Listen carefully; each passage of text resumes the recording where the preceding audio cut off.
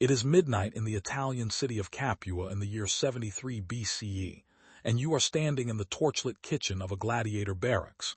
The air smells of wood smoke, sweat, and the iron tang of butchered meat. Around you, 70 men move in absolute silence, passing kitchen knives and heavy iron cooking spits from hand to hand. Suddenly, a tall Thracian man with a scarred jaw gives a single nod, and these men flood into the corridors, cutting down their guards with the same utensils they used to prepare the evening meal. You have always been told this man was a humble shepherd, a noble slave dreaming of freedom for his people. The true story of Spartacus reveals something far more terrifying. This is not a desperate prisoner. This is a highly trained Roman auxiliary officer executing a precise military breakout. Surviving fragments from Roman historians describe a calculating warlord who weaponized the empire's own military doctrine against it. A man so dangerous that the Senate of Rome had to invent emergency powers just to stop him. Why would a former soldier of the empire turn 70 cooks with kitchen knives into the army that came within marching distance of the eternal city itself? Before we dive into these forgotten chapters of survival and slaughter, if you enjoy uncovering the hidden truths history tries to bury, hit that like button and subscribe for more content like this. And drop a comment below telling me where you are listening from. It still amazes me that we are exploring these ancient stories together across continents and time zones, connected by nothing more than our shared hunger for the real version of the past. Italy in 73 BCE is a powder keg soaked in human suffering, waiting for a single match. The Roman Republic has spent the last 2 centuries conquering everything from Spain to Syria, and every one of those wars has dumped hundreds of thousands of human beings into the slave markets of the peninsula. Modern historians estimate that more than 1 million enslaved people now toil on the vast agricultural estates called latifundia, working in chains, sleeping in underground barracks, dying by the thousands every harvest. The Roman economy has become entirely dependent on industrial-scale human trafficking. The free peasant farmer who once formed the backbone of the legions has been wiped out, his small plot bought up by senators who replaced him with slave labor.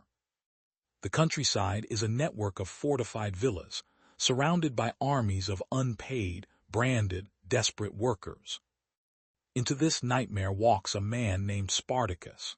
The Roman historian Plutarch describes him as a Thracian of the nomadic tribes, a man of immense physical strength, and more importantly, of an intelligence and refinement that, in Plutarch's own words, seemed greater than his condition. Consider the absurdity of this man's biography. Before his enslavement, he very likely served in the Roman auxiliary forces. The auxiliaries were the foreign units attached to the legions, fighting Rome's wars on its frontiers. Spartacus learned the Roman way of war from the inside. He knew how a Roman sentry deployed, how a maniple maneuvered, how a legion supplied itself in the field. He had stood in the shield wall. He had marched the roads. He understood the machine because he had been a small gear inside it. How he ended up enslaved is unclear. He may have deserted. He may have been captured in some Balkan campaign. What we know for certain is that he ended up in the gladiatorial school of Lentulus Batiatus in Capua, a death factory that purchased strong, dangerous men and trained them to butcher each other for the entertainment of paying crowds. Most gladiators died within a few fights. Spartacus looked at this future and made a different calculation. He began quietly recruiting from among the other fighters, identifying the most disciplined and the most desperate. By the autumn of 73 BCE, he had a conspiracy of around 200 men. The plot was discovered.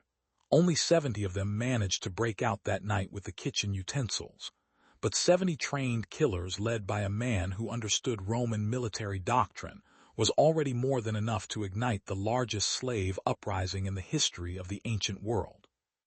To understand why this breakout escalated into a continent-shaking war, you have to look at the man who would eventually be sent to stop it. His name was Marcus Licinius Crassus, and at this moment in history, he was not yet a general. He was simply the richest man in Rome. The Greek historian Plutarch tells us that Crassus possessed a fortune so vast it would translate, in modern terms, to somewhere between $20 and $200 billion. He had built this empire of wealth through a method that was both ingenious and grotesque. Crassus owned a private fire brigade of around 500 trained slaves. Whenever a building caught fire in Rome, his agents would race to the scene and offer to buy the burning property from its owner at a fraction of its value. If the owner agreed, the fire brigade extinguished the blaze. If the owner refused, Crassus stood by and watched it burn to the ground. Put yourself in the sandals of a Roman merchant for a moment. Your warehouse is on fire. Your entire family fortune is going up in flames. A representative of Crassus walks up to you holding a contract and a pen, and your only options are to sell at pennies on the denarius or to lose everything. This is the medieval equivalent of a predatory private equity tycoon buying up distressed assets, except the distress is literal arson, and the buyer might be the one who lit the match. Crassus also owned silver mines, agricultural estates, and somewhere between 5,000 and 10,000 slaves of his own, many of whom were highly skilled craftsmen he rented out for profit. But all of this wealth was not enough. Crassus had a single obsession that defined his entire political life. He needed military glory. The Roman Republic was a system that revered conquering generals above all else, and Crassus was burning with envy of his great rival, Pompey the Great, who was off in Spain crushing rebellions and collecting triumphs. The Senate, dominated by old aristocratic families, looked down on Crassus as a vulgar opportunist who made his money from fire and real estate rather than from honorable warfare. He needed a war of his own to prove himself. He just did not yet know that the war would come walking out of a gladiator kitchen. The Roman Senate's initial response to the breakout was contempt. They sent a praetor named Gaius Claudius Glaber with 3,000 hastily raised militia to deal with what they assumed was a minor banditry problem. The senators back in Rome were drafting agricultural reforms and arguing about luxury taxes. They had completely failed to understand what had just been unleashed in the South. News of the Capua breakout spread through the Italian countryside like fire through dry grass. Within weeks, escaped slaves were streaming toward Spartacus's banner from every direction. They came from the vineyard estates of Campania, from the wheat fields of Apulia, from the cattle ranches of Lucania. Men with branded faces and women with chained ankles dragged themselves across mountain passes to join. Within a single season, Spartacus's force of 70 gladiators had swelled into a sprawling, hungry, desperate army of several thousand. He needed officers fast, and one of the men who rose to the top of that hierarchy was a Gallic veteran named Crixus. Crixus is one of the most fascinating and least understood figures in this entire story. Pop culture barely mentions him. The Hollywood films erase him entirely or reduce him to a sidekick. The reality is that Crixus was a hardened veteran of previous Gallic uprisings against Rome. He had been captured, enslaved, sold to the gladiator school, and was one of the original 70 who broke out with Spartacus. Where Spartacus was the calculating strategist, Crixus was raw, vengeful fury. He brought with him a faction of Gallic and Germanic warriors who were not interested in escaping Italy or building a new society. They wanted to burn Roman villas, kill Roman citizens, and avenge a century of slaughter visited upon their peoples. From the very first day, the slave army was not a unified movement.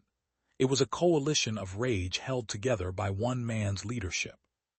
Praetor Glaber arrived in pursuit and made a catastrophic decision. He found Spartacus's force camped on the slopes of Mount Vesuvius, the dormant volcano in the Bay of Naples.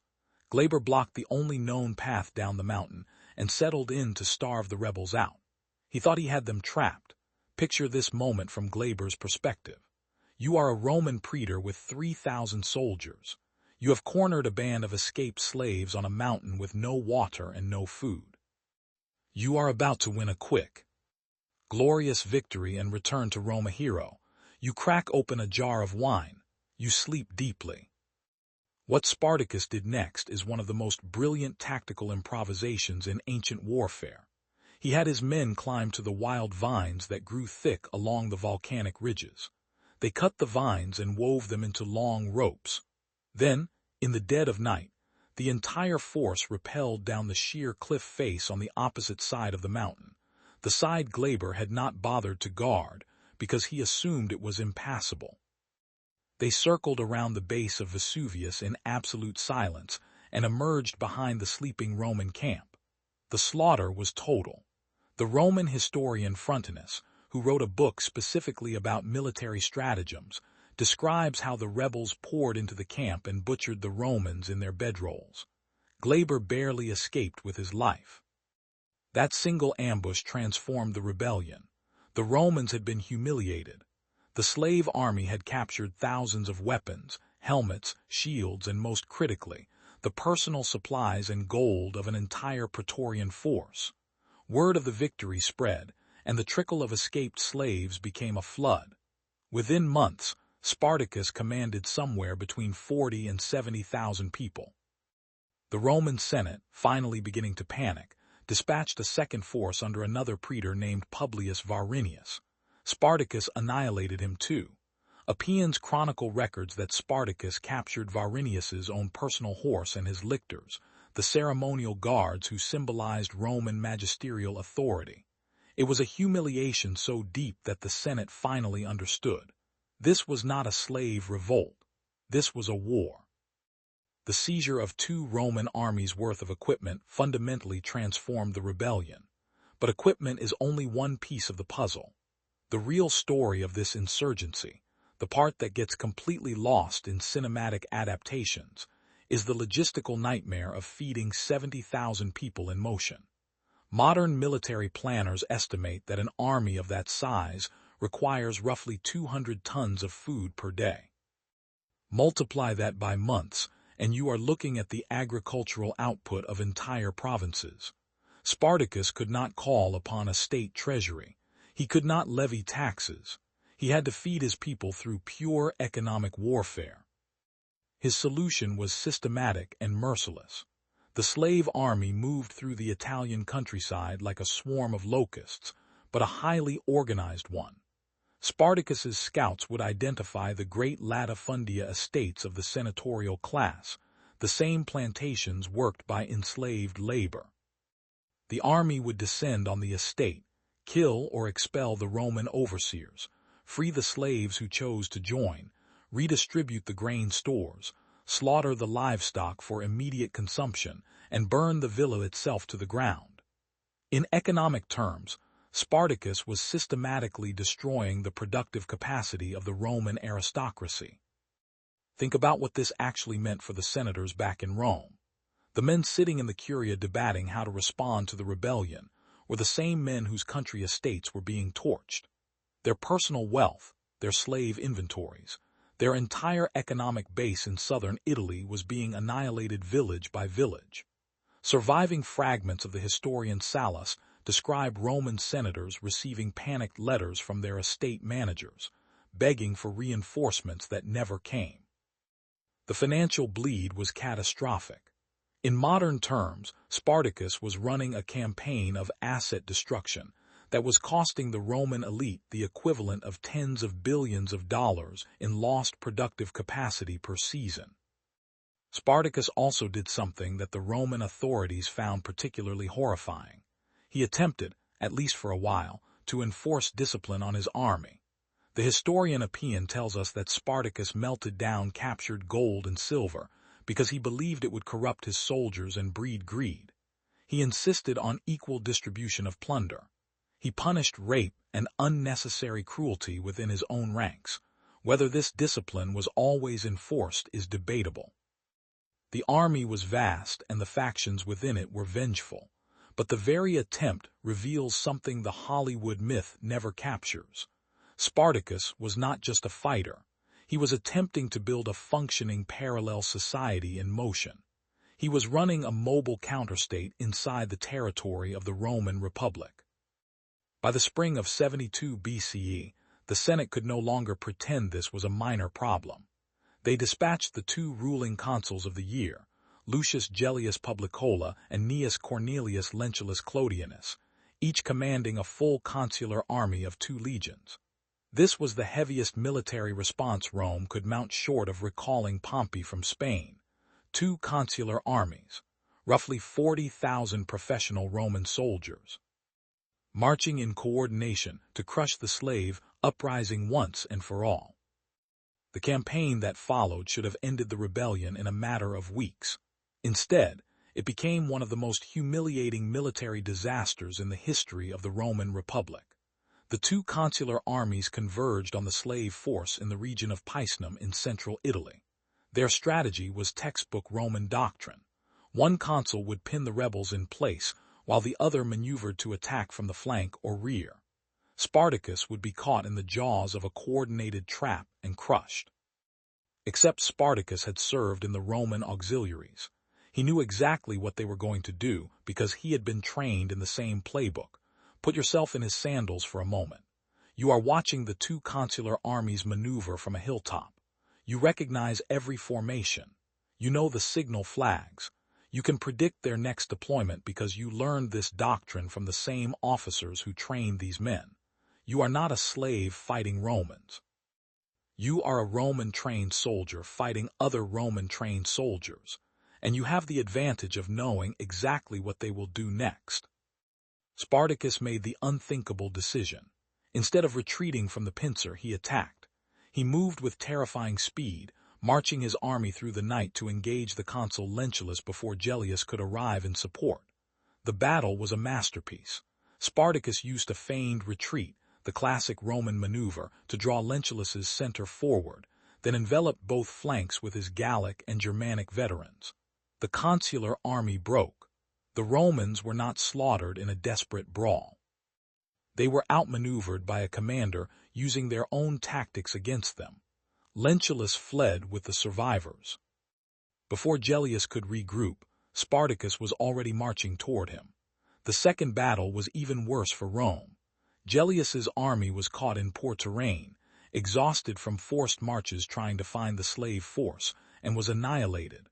Plutarch records that Spartacus, in a deliberate act of contempt, sacrificed 300 captured Roman soldiers to the spirit of his fallen comrades.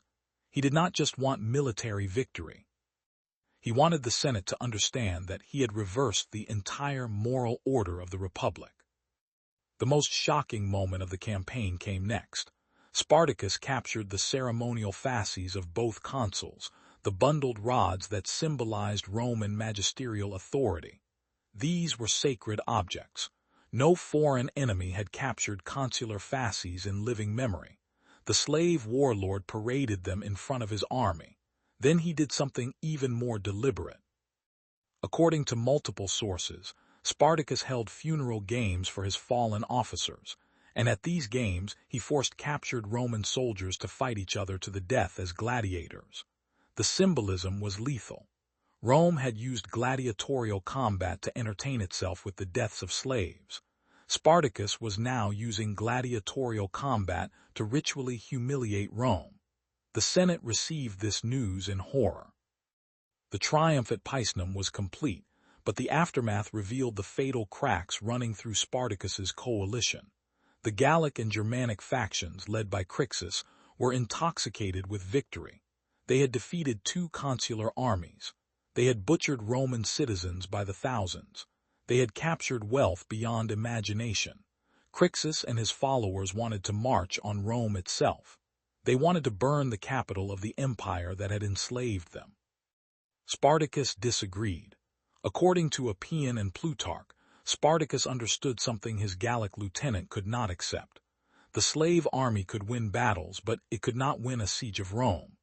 The city had massive walls, a defending population that would never join a slave uprising, and the ability to call on every legion in the empire for relief.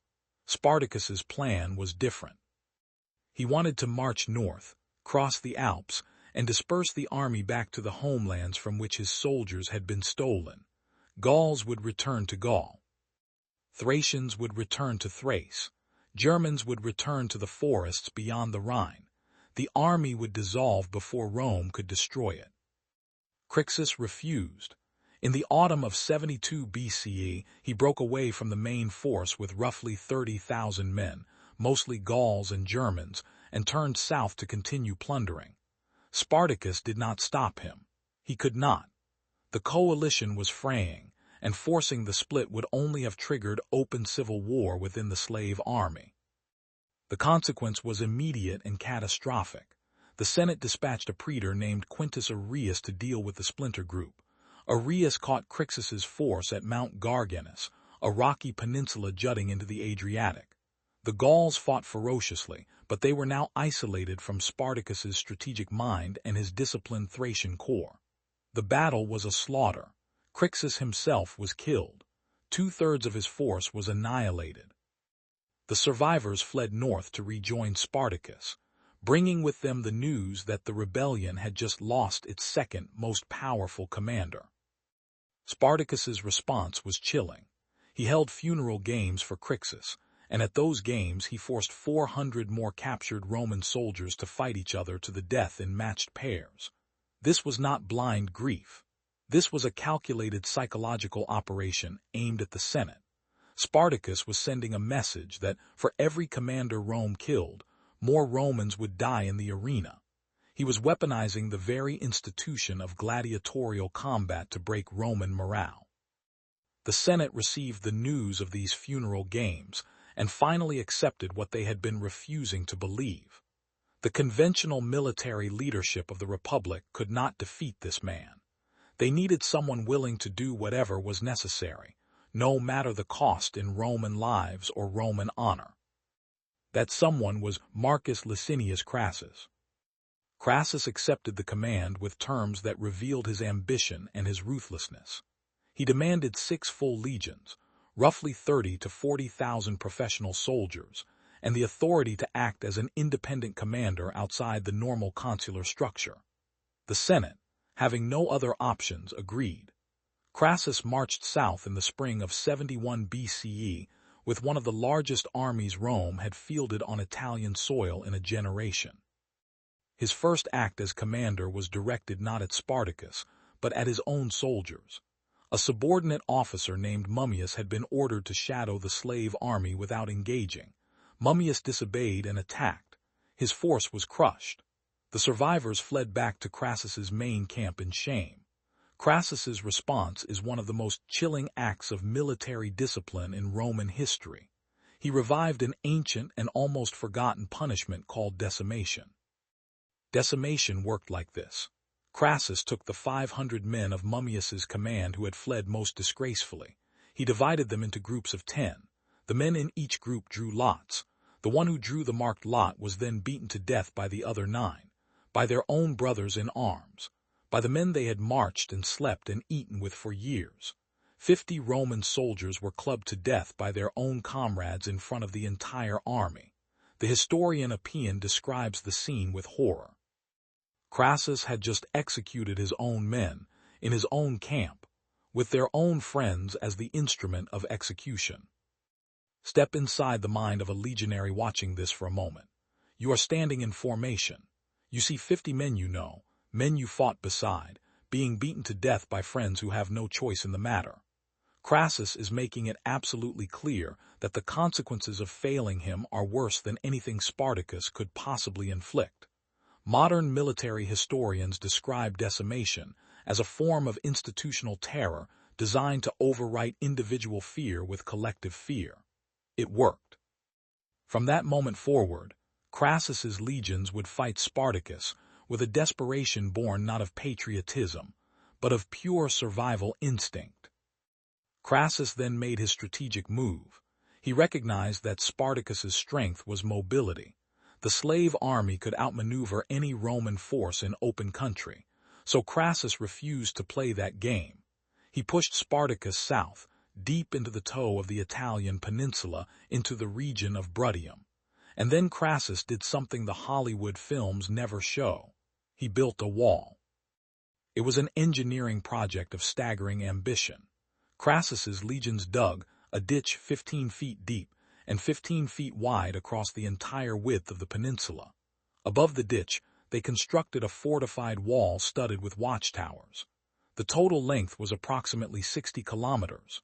The slave army of over 100,000 people was now sealed inside the toe of Italy, with no land route of escape. Crassus was not trying to defeat Spartacus in battle. He was trying to starve him into nothing. Spartacus's response was to attempt the most audacious diplomatic maneuver of the entire war. He turned to the sea. Off the coast of southern Italy, in the eastern Mediterranean, operated a vast confederation of seaborne raiders known as the Cilician pirates. These were not romantic adventurers. They were a sophisticated criminal enterprise that had been bleeding Roman commerce for decades. They controlled hundreds of ships, multiple fortified bases, and operated essentially as a parallel maritime state in the Mediterranean. Spartacus opened secret negotiations with the pirate captains. His plan was breathtaking. He would pay them in captured Roman silver to ferry his entire army across the narrow Strait of Messina to the island of Sicily. Sicily had been the site of two massive slave uprisings within living memory. The island was full of enslaved agricultural workers who would rise up the moment a liberation force landed. Spartacus could reignite the entire Sicilian slave war, establish a base of operations beyond Crassus's wall, and continue the rebellion from territory that Rome could not easily reconquer. The pirates agreed. Surviving sources describe the negotiations in fragmentary detail, but Plutarch and Appian both confirm that the deal was struck. A massive payment of silver and gold changed hands. The pirate fleet would arrive in the harbors of Bruttium and begin ferrying the slave army across the strait. Spartacus had found a way around the wall. Then came the betrayal. Crassus had spies. He learned of the deal, possibly through intercepted messengers, possibly through his vast network of commercial informants. He matched the pirate payment and then doubled it. The Cilician captains, being mercenaries, took the larger sum and never appeared in the harbors of Bruttium. The slave army assembled on the beaches in the dead of winter, looking out at an empty horizon. The ships were not coming. The escape route had collapsed. Spartacus tried desperately to construct rafts and makeshift boats. The historians describe a frantic, freezing effort to ferry small groups across the strait on rafts made of timber and inflated animal skins. The winter storms of the Mediterranean smashed them apart. Hundreds of men drowned. The army turned back to the mainland to face a far colder reality.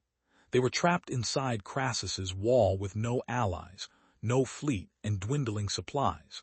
The diplomatic gamble had failed. What happened next reveals just how far Spartacus had been pushed.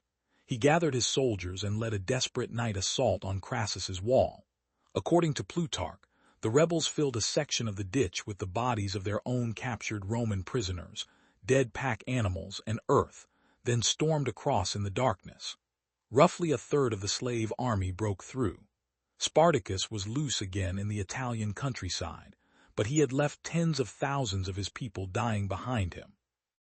The Senate, realizing Crassus might still let Spartacus escape entirely, made a decision that drove Crassus to his final desperate move. They recalled Pompey from Spain. They were giving the credit for the final victory to his rival. Crassus understood. He had weeks, maybe days, to destroy Spartacus before Pompey arrived to steal the glory. The final battle took place in the spring of 71 BCE near the headwaters of the Scylla River in southern Italy. Crassus pursued Spartacus relentlessly, refusing to give him a moment to rest or regroup. Spartacus, knowing that Pompey was marching south and that there was no longer any strategic reason to preserve his army for the future, made the decision to turn and fight. What happened next is recorded by Plutarch in a single haunting image. As the two armies prepared for battle, an attendant brought forward Spartacus's horse. Spartacus drew his sword and killed the animal in front of his entire army. He told them that if he won the battle, the enemy would supply him with plenty of fine horses. If he lost, he would not need any. He had eliminated his own ability to flee. He was telling his soldiers that he would die with them on this field, or he would die in the attempt to kill Crassus personally. The battle itself was apocalyptic. The slave army, exhausted and starving, fought with the ferocity of men who knew that capture meant crucifixion. Spartacus reportedly cut his way through the Roman lines toward Crassus's command position, killing 2 centurions in single combat before being overwhelmed. The Roman sources are emphatic on one chilling detail. Spartacus's body was never identified. He died somewhere in the press of bodies, his corpse trampled and torn apart so completely that the Romans could not produce a head or a recognizable face to display in triumph. The man who had terrified the Republic vanished into the mud of the Scylla River, leaving no relic for his enemies. The defeat was total. Tens of thousands of slaves died on the field. Roughly 6,000 were captured alive. And here Crassus made the decision that would define his legacy and, paradoxically, secure Spartacus's immortality. He had the 6,000 prisoners crucified along the Appian Way. The Appian Way was the great paved road that ran from Rome south to Capua, the very city where the uprising had begun 2 years earlier. The distance was approximately 200 kilometers. Crassus ordered a cross erected at regular intervals along the entire length of that road. 6,000 wooden crosses, each one carrying a dying human being, lining the most important highway in the Roman world.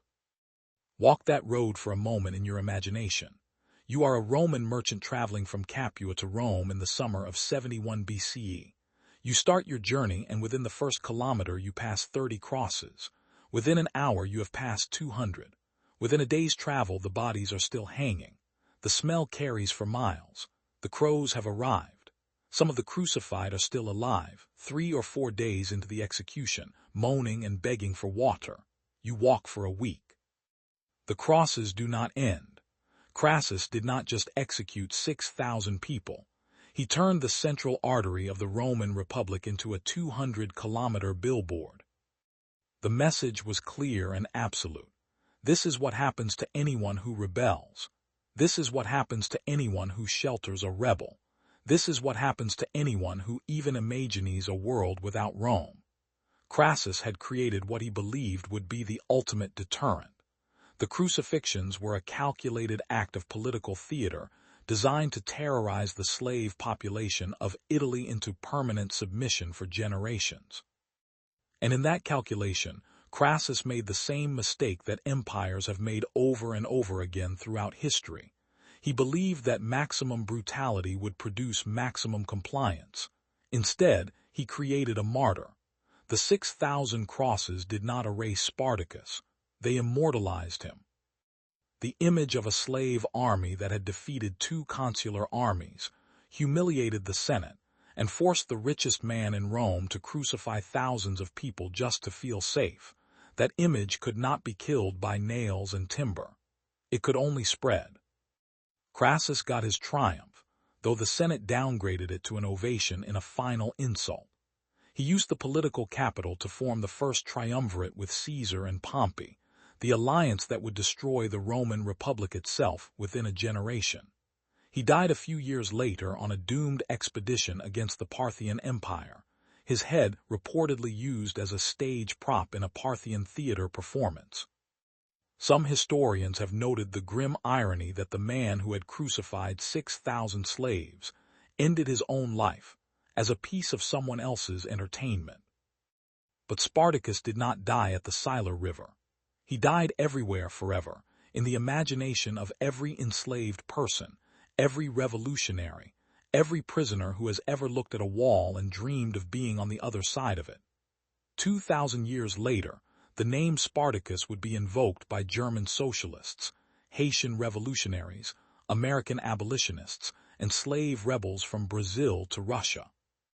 The very thing Crassus tried to suppress with maximum violence became the most enduring symbol of human resistance in Western history. Spartacus lost the war. He lost his army. He lost his life. He lost even his body, denied a grave by the chaos of his final battle. But his death rewrote how the world thinks about human freedom, and no amount of nails or timber could ever undo that. Thank you for joining me on this brutal journey into the true story of the largest slave uprising in the ancient world.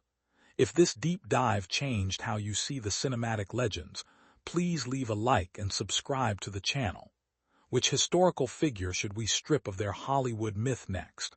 Let me know in the comments below, and I will see you in the next video.